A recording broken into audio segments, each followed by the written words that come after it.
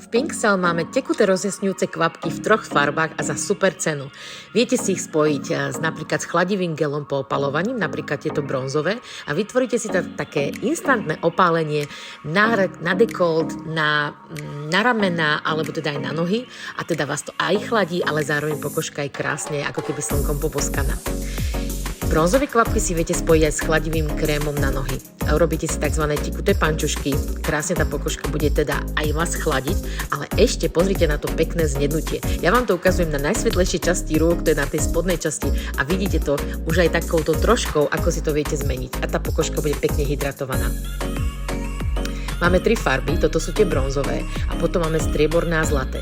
Viete ich super použiť priamo na pleť, nakoniec, na záver ako strobing, čiže na vrch lícnych kostí, alebo môžete napríklad túto ukazujem strieborné kvapky spojiť s fixačným gelom pod make-up, čím vlastne nielenže pripravíte pleť na make-up, ale už aj krásne zjednotíte a odrazíte svetlo, čím tá pokožka získa taký šťavnatý vzhľad. Môžete spojiť tieto rozjasňujúce kvapky aj so CC krémom alebo s podkladovou bázou. Ten make-up bude oveľa taký jasnejší, žiarivý a bude ostatné všetky tie benefity plniť. Čiže nielen teda, že budete mať pekne pleť zjednotenú a chránenú, ale ešte aj bude pokožka krásne prežiarená. Hneď to vidíte, že to vyzerá úplne inak ako tá druhá ruka.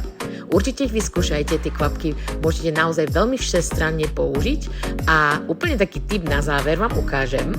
Ak máte napríklad les, ktorý vám už za chvíľočku končí, tak môžete vyskúšať kvapnúť si do neho napríklad tie strieborné kvapky a ešte viac prejasnite. Toto je konkrétne lesk Sheer Illusion, ktorý má také holografické odlesky, ale keď som tam spojila práve tieto kvapky, tak pozrite, že ten efekt je oveľa viditeľnejší. Na tom videu to až tak vidno nie je, tak som to chcela ukázať vám aj na Zoliho ruke, a tam to vidíte.